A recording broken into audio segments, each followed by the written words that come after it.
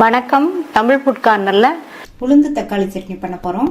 இந்த பேன்ல 1/2 table spoon எண்ணெய் சேர்த்துக்கலாம். எண்ணெய் சூடாயிடுச்சு. அதுல 2 டேபிள் ஸ்பூன் உளுந்தம்பருப்பை சேர்த்துட்டு நிதானமான தீயில வச்சு இந்த உளுந்தம்பருப்பு ஓரளவு கலர் மாறுற அளவுக்கு வறுத்துக்கலாம். இப்ப பருப்பு ஓரளவு கலர் மாறிடுச்சு. இந்த ஸ்டேஜ்ல 10 சின்ன பல் பூண்டு சேர்த்துக்கோங்க. கூடவே 4 காஞ்ச மிளகாய், ஒரு சின்ன பீஸ் புளி சேர்த்துக்கலாம். எல்லாத்தையும் வறுத்துக்கலாம். இந்த மாதிரி வறுத்துட்டோம்னா பருப்பு இனி அடுத்து பொன்னிறமா வந்துடும்.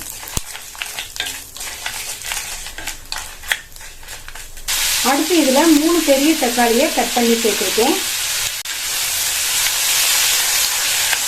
தக்காளியை சேர்த்து லேசா வதக்கி வச்சுட்டு இந்த சட்னிக்கு தேவையான அளவு உப்பு சேர்த்துட்டோம்னா தக்காளி நல்லா வதங்கிடும். இந்த உளுந்து தக்காளி சட்னிக்கு தக்காளி நல்லா வதங்கி வரணும். நல்லா வதங்கி சுருங்கி தொக்கு பதத்துக்கு வரணும். அது வரைக்கும் நம்ம வதக்கிக்கலாம். இப்ப தக்காளி எல்லாம் நல்லா வதங்கிடுச்சு. இந்த சட்னிக்கு தக்காளியை இந்த அளவுக்கு வதக்கிக்கணும். அப்பதான் சுவை ரொம்ப நல்லா இருக்கும். அடுத்து ஸ்டவ் ஆஃப் பண்ணிட்டு ஒரு கைப்பிடி அளவு ஃப்ரெஷ்ஷான கொத்தமல்லி இலைகளை சேர்த்து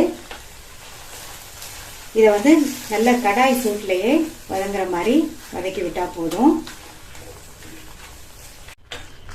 சேர்த்த கொத்தமல்லியில இந்த கடாய் சூட்லயே நல்லா வதங்கிடுச்சு. இந்த மாதிரி உளுந்து தக்காளி சட்னிக்கு நம்ம கொத்தமல்லியில சேர்த்து வதக்கினோம்னா நல்லா வாசனையாகவும் சட்னி ரொம்ப சுவையாகவும் இருக்கும்.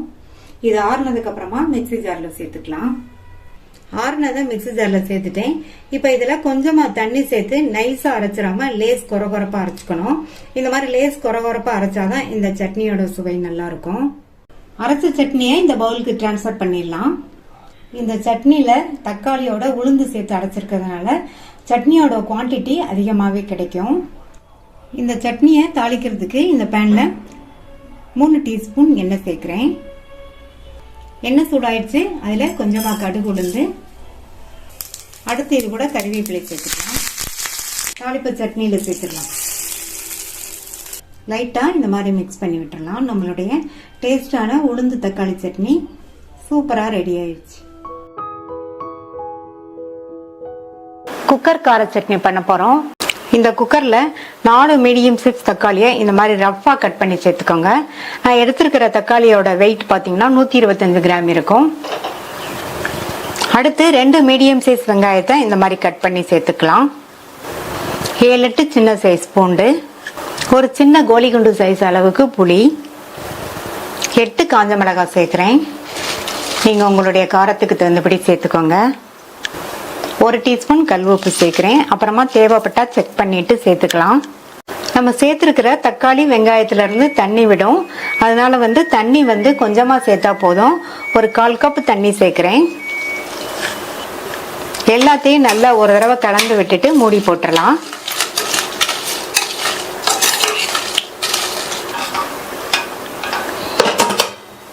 ஸ்டீம் வந்ததுக்கு அப்புறமா வெயிட் போட்டு மீடியம் ஃப்ளேம்ல 3 விசில் வேக வச்சுக்கலாம். 3 விசில் ஸ்டீம் எல்லாம் போயிடுச்சு. சேர்த்த எல்லாமே நல்லா வெந்திருக்கு. இது ஆறுனதுக்கு அப்புறமா மிக்சி ஜார்ல சேர்த்துக்கலாம். ஆறுனதுக்கு அப்புறமா மிக்சி ஜார்ல சேர்த்திருக்கேன். இதுல தண்ணி எதுவும் சேர்க்காம நல்லா நைஸா அரைச்சிட்டு வந்துடலாம். சட்னி அரைச்சாச்சு. இந்த சட்னியை தாளிச்சிடலாம். இந்த பேன்ல 2.5 டேபிள் ஸ்பூன் நல்லெண்ணெய் சேர்க்கிறேன். நல்லெண்ணெய் சேர்க்கணும். அதே மாதிரி எண்ணெய் கொஞ்சம் அதிகமாகவும் சேர்க்கணும். எண்ணெய் சூடாயிடுச்சு. அதுல 1 டீஸ்பூன் கடுகு, 1 டீஸ்பூன் உளுந்து சேர்த்துக்கலாம். அடுத்து கறிவேப்பிலை சேர்க்கிறேன். 1/4 டீஸ்பூன் பெருங்காய பவுடர். ஸ்டவோட தீயை நல்லா குறைச்சிட்டு நம்ம அரைச்ச சட்னியை இதுல சேர்த்துடலாம்.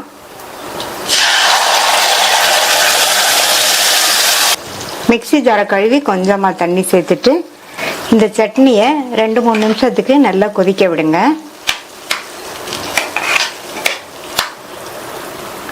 சட்னி கொதிச்சுட்டு இருக்கும்போது உப்பு செக் பண்ணி சேர்த்துக்கங்க. நான் இந்த அளவு உப்பு சேர்த்திருக்கேன்.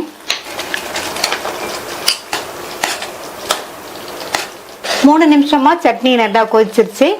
கடைசியில் இதில் ஒரு 2 டீஸ்பூன் மட்டும் நல்லெண்ணெய் சேர்த்துக்கலாம். இது ஆப்ஷனல் தான், விருப்பப்பட்டா சேர்த்துக்கங்க, இல்லைன்னா விட்டுறலாம். டேஸ்டான குக்கர் கார சட்னி ரெடி ஆயிடுச்சு.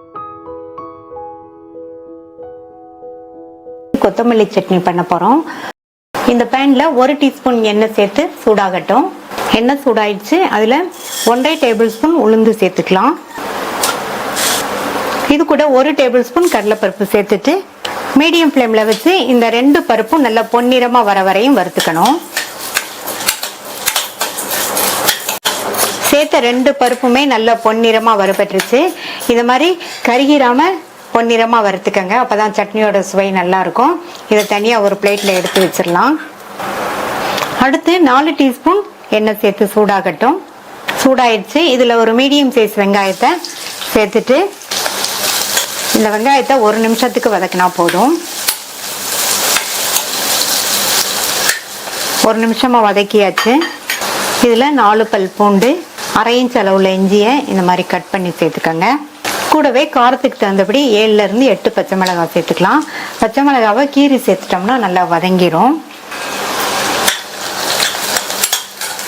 லைட்டா ஒரு வதக்கி விட்டுட்டு 2 மீடியம் சைஸ் தக்காளியை கட் பண்ணி சேர்த்துக்கலாம்.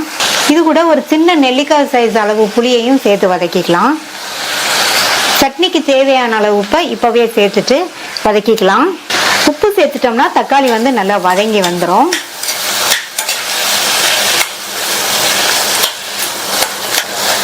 நல்லா ஒரு தடவை வதக்கி விட்டுட்டு மூடி போட்டு ஸ்டவ்வை மீடியம் ஃப்ளேம்ல வச்சிருங்க. நம்ம சேர்த்த எல்லாமே நல்லா வதங்கி வரட்டும். 3 நிமிஷமா எல்லாமே நல்லா வதங்கி சாஃப்ட் ஆயிடுச்சு.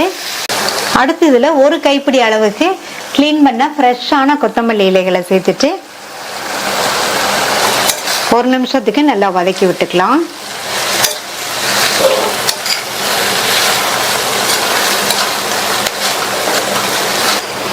இந்த மாதிரி கொத்தமல்லி இலைகள் நிறைய சேர்த்து வதக்கி இந்த சட்னி பண்ணி பாருங்க. டேஸ்ட் வந்து ரொம்ப ரொம்ப நல்லா இருக்கும். 1 நிமிஷமா கொத்தமல்லி இலைகள் வதங்கிடுச்சு. அடுத்து இது கூட 1/4 கப் தேங்காய் துருவலை சேர்த்துட்டு இதையும் நல்லா 1 நிமிஷத்துக்கு வதக்கி விட்டுக்கலாம். வதங்கிட்டு இருக்கும் போதே நல்ல ஒரு வாசனை வந்துட்டு இருக்கு. சட்னியுமே நல்ல வாசனையா டேஸ்டா இருக்கும். தேங்காய் துருவல் சேர்த்து 1 நிமிஷம் வதக்கியாச்சு. ஸ்டவ் ஆஃப் பண்ணிட்டு ஆற விட்டுறலாம். இப்ப எல்லாமே நல்லா ஆறிடுச்சு. ஃபர்ஸ்ட் நம்ம வறுத்த பருப்பை எல்லாம் மிக்ஸி ஜார்ல சேர்த்துட்டு அடுத்து நம்ம வதக்கின எல்லாத்தையும் சேர்த்துக்கலாம். இதுல தேவையான அளவு தண்ணி சேர்த்து லேஸ் கொரகொரப்பா இருக்கிற மாதிரி அரைச்சுக்கலாம். அரைச்சாச்சு. இந்த மாதிரி லேஸ் கொரகொரப்பா அரைச்சுக்கங்க. நைஸா அரைக்கிறத விட இந்த மாதிரி லேஸ் கொரகொரப்பா அரைச்சோம்னா சட்னி வந்து ரொம்ப ரொம்ப நல்லா இருக்கும். இந்த சட்னிக்கு தண்ணி ரொம்ப சேர்க்காம இந்த மாதிரி திக்னஸ்க்கு அரைச்சிங்கன்னா சட்னி இட்லி தோசைக்கு தொட்டு சாப்பிட்றதுக்கு ரொம்ப அருமையா இருக்கும். இப்போ இதுக்கு ஒரு தாளிப்பு கொடுத்துடலாம். தாளிப்பு போடுறதுக்கு இந்த பேன்ல 2 டீஸ்பூன் எண்ணெய் விட்டு சூடாகட்டும். எண்ணெய் சூடாயிடுச்சு. அதுல 1 டீஸ்பூன் கடுகு, 1 டீஸ்பூன் உளுந்து சேர்த்துக்கோங்க. அடுத்து கறிவேப்பிலை, 2 கட் பண்ண காஞ்ச மிளகாய் சேர்த்துட்டு இதை லைட்டா வதக்கி விட்டுட்டு சட்னியில சேர்த்துடலாம். சுவையான கொத்தமல்லி சட்னி ரெடி ஆயிடுச்சு. சுவையான சிம்பிளான வெங்காய கார சட்னி பண்ண போறோம். இந்த பேன்ல 1 டீஸ்பூன் எண்ணெய் சேர்த்து சூடாகட்டும். எண்ணெய் சூடாயிடுச்சு. அதுல 1 டேபிள் ஸ்பூன் உளுந்தம்பருப்பை சேர்த்து மிதமான தீயில வச்சு கருகிராம நல்ல பொன்னிறமா வர வரையும் வறுத்துக்கலாம். உளுந்து நல்ல பொன்னிறமா வறுபட்டுச்சு. இந்த உளுந்தை தனியா எடுத்து வச்சுக்கலாம். அடுத்து மீதி இருக்கிற எண்ணெயோடைய ஒரு 3 டீஸ்பூன் மட்டும் எண்ணெய் சேர்த்துக்கலாம். எண்ணெய் சூடானதும் இதுல 5 காஞ்ச மிளகாய், 3 காஷ்மீர் மிளகாய் சேர்க்கிறேன். சேர்த்திருக்க இந்த மிளகாவையும் மிதமான தீயில வச்சு கலர் மாறாத அளவுக்கு வறுத்துக்கணும். மிளகாய் வந்து உங்களுடைய காரத்துக்கு தகுந்தபடி சேர்த்துக்கங்க. இப்ப மிளகாய்லாம் கரெக்டா வறுபட்டுருச்சு. இது கூட 150 கிராம் சின்ன வெங்காயத்தை தோல் உரிச்சு வச்சிருக்கேன், அதை சேர்த்துக்கலாம். கூடவே 6ல இருந்து 7 பல் பூண்டு சேர்த்து வதக்கிக்கங்க. இந்த சேர்த்த இந்த வெங்காயம் பூண்டெல்லாம் ஓரளவு நல்லா வதங்கி வரணும்.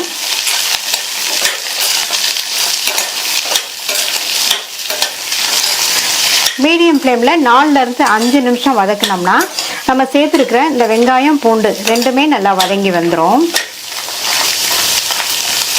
வெங்காயம் வதங்கிட்டு இருக்கும்போதே ஒரு நெல்லிக்காய் சைஸ் அளவு புளியை வந்து இந்த மாதிரி பிச்சு பிச்சு சேர்த்துட்டோம்னா நல்லா ஈஸியாக வதங்கிரும்.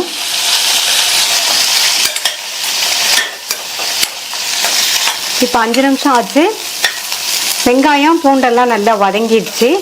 இந்த வெங்காய கார சட்னிக்கு வந்து சின்ன வெங்காயம் சேர்த்து பண்ணோம்னா ரொம்ப ரொம்ப நல்லா இருக்கும். ஒருவேளை இல்லைன்னா மட்டும் நீங்கள் 2 பெரிய வெங்காயத்தை கட் பண்ணி இந்த மாதிரி நல்லா வதக்கிக்கோங்க. அடுத்து இதில் கொஞ்சமாக ஒரு 4-5 கறிவேப்பிலை இலைகளும் கொஞ்சமாக கொத்தமல்லி இலைகளையும் சேர்த்து மறுபடியும் 1 நிமிஷத்துக்கு வதக்கிக்கலாம். இந்த மாதிரி கடைசியாக கொஞ்சமாக கறிவேப்பிலை கொத்தமல்லி சேர்த்து வதக்கினோம்னா சட்னி நல்லா வாசனையாக இருக்கும். இப்போ 1 நிமிஷம் ஆச்சு. இதை ஒரு பிளேட்டுக்கு மாற்றி ஆற விட்டுறலாம். எல்லாமே நல்லா ஆறிடுச்சு. இந்த மிக்ஸி ஜாரில் வறுத்த மிளகாய் உளுந்து 2ஐயும் சேர்த்து 4-5 சுத்து சுற்றிட்டு இப்போ இது கூட வதக்கி வச்ச மீதி எல்லாத்தையும் சேர்த்துட்டு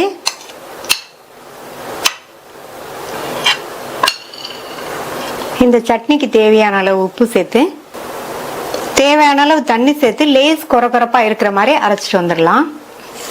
அரைச்ச சட்னியை இந்த பவுலுக்கு மாத்திட்டு தாளிப்பு போட்டுடலாம்.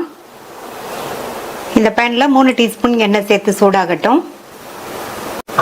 எண்ணெய் சூடாயிடுச்சு. அதில் 1 டீஸ்பூன் கடுகு, 1 டீஸ்பூன் உளுந்து, அடுத்து கறிவேப்பிலை சேர்த்துக்கலாம். கூடவே 2 பிஞ்ச் பெருங்காய பவுடர் சேர்த்துக்கலாம், வாசனையாக இருக்கும். இதை நல்லா ஒரு தடவை வதக்கி விட்டுட்டு தாளிப்பை சட்னியில் சேர்த்துடலாம். சுவையான வெங்காய கார சட்னி தயாராகிடுச்சு. நீங்களும் ட்ரை பண்ணி பார்த்துட்டு உங்கள் கமெண்ட்ஸை சொல்லுங்கள். தேங்க்யூ.